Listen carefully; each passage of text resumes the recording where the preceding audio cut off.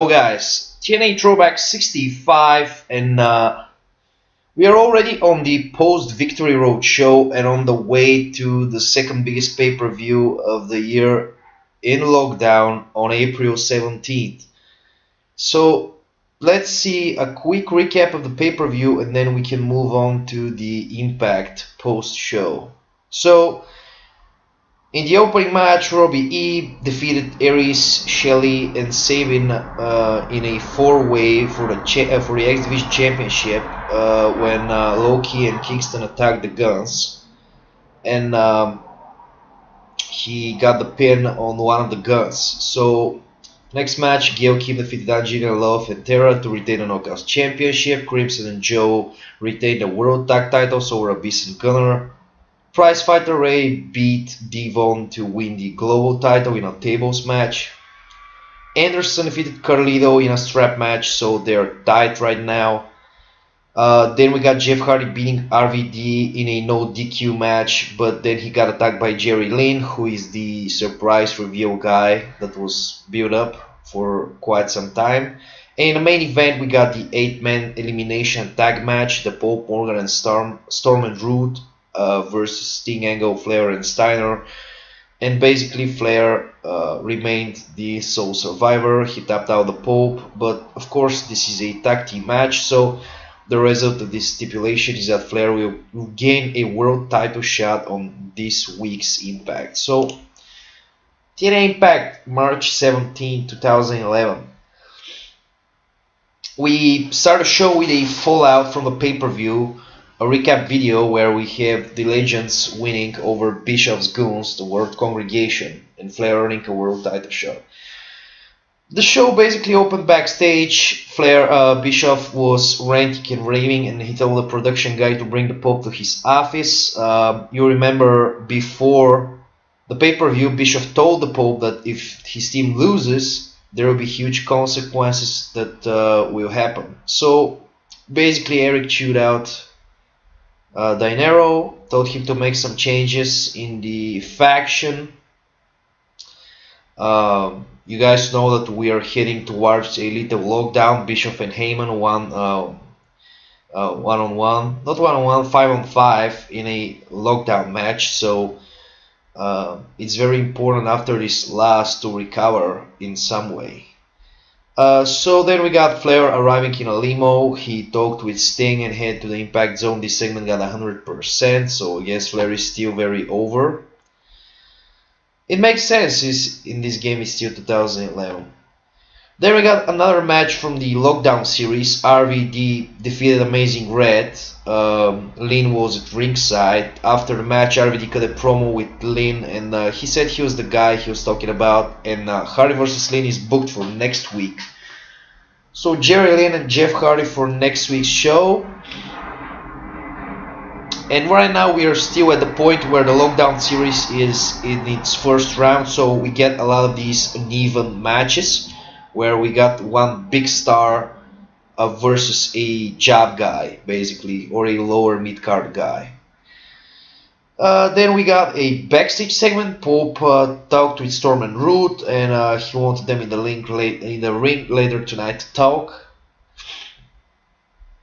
Another match from the Lockdown series. Mr. Anderson defeated Kid Cash via mic check. After the match, Carlito came out, and Carlito told Anderson their rivalry is not over and they are tied right now.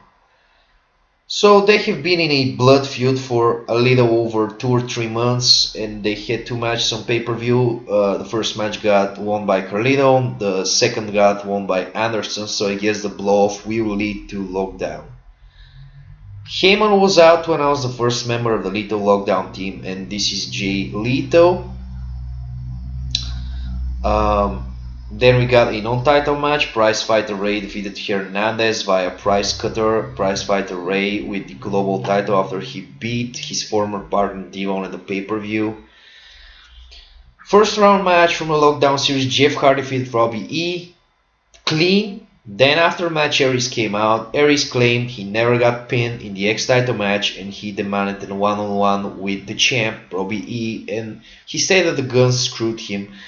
But basically, Guns didn't screw him. Loki and Kingston screwed him. I told this in past episodes. The whole idea was to take out the guns from this storyline, because first it was Aries and Shelley and Sabin in some sort of a three-way. Then Robbie cashed in his Fist or Fire to become the ex-champion. Then we got Bischoff booking the four-way at the Victory Road pay-per-view. So Robbie can retain over one of the guns who got distracted by Loki and Kingston. And now we can have the real one-on-one match with Aries and Robbie at LockDown. So we got the build for this.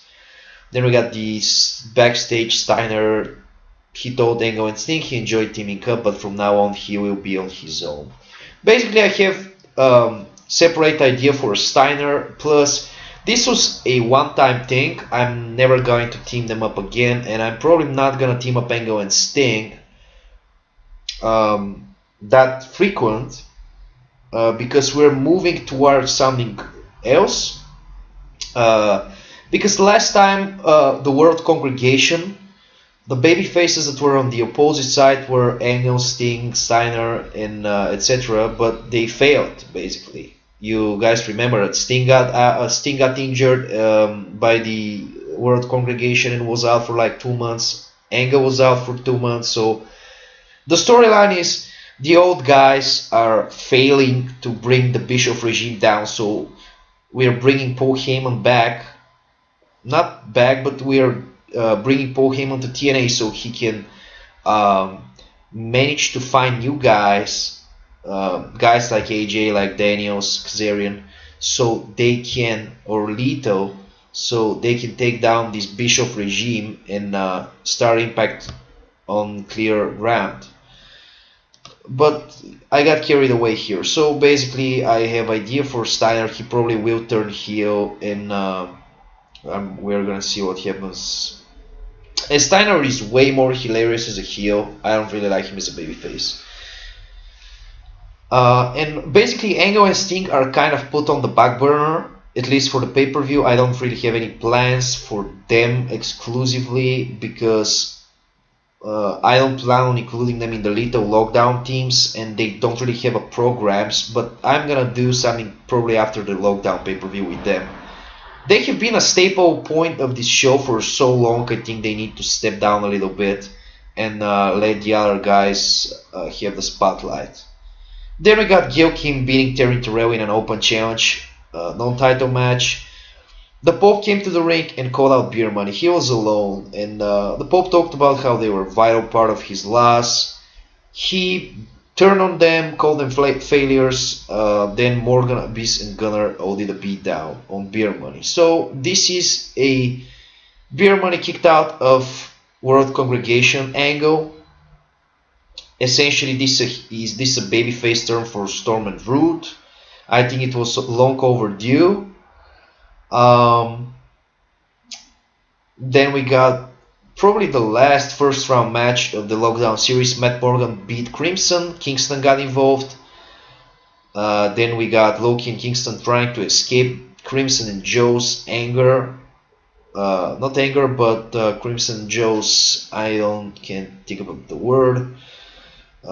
Basically, they will try to get their revenge. And on the way out, Kingston and Loki are gonna be trapped by the guns, so it will turn into a three-way brawl. The basic idea here is that Kingston and Loki are trying to mess everyone's business, trying to get involved in everyone's business. They first attacked the guns with the premise that the guns were feuding with their leader Eric Young a few weeks ago. So they screwed the guns out of the X title match. Now they want to have a piece of the tag team titles, so they're screwing Crimson out. This will probably end in some kind of a tag team title match. I don't know really right now, but we need to transition it to something like this. Then we got Flair cutting a promo before the main event. The main event is gonna be the Pope defending against Ric Flair for the World Championship per the stipulation from the pay-per-view. The Pope will win clean, but the story will be that Flair almost had him beat. I guess he'll have a visual pin or something like this. So, the Pope almost all the time he wins via cheating, but he wins via cheating against competitive guys. I don't think a 70-year-old Ric Flair or like a 60-year-old Ric Flair is competitive against the Pope. This title shot was given because we need to spice up the TV show, but of course we're not gonna have the Pope drop the title yet. We are having a LockDown series going on, so the whole thing is gonna be the Pope is gonna go over clean after a hard-fought match. After a match, he's gonna continue beating Flair. So Lita will come out and did a run-in to save Flair because of their connection. Because Lita and Flair were together. Flair was Lita's manager for a lot of time. The Pope will retreat and celebrate. So basically, this is the post-victory Raw Impact. We got 4 more shows: the March 24th show, then the 31st. Then we got 2 shows in April, and then we are headed towards LockDown. We've got a lot of work yet to be done. We have the whole Bischoff team announced. We should have the whole Bischoff team announced. We have the rest of the Paul Heyman team. Basically, there's a lot of stuff left, so stay tuned because the LockDown pay-per-view is gonna answer a lot of questions surrounding this big storyline with the factions I'm running for the last few months, maybe from the spring, not the spring, yeah, the spring, I guess, of 2010. So bye for now.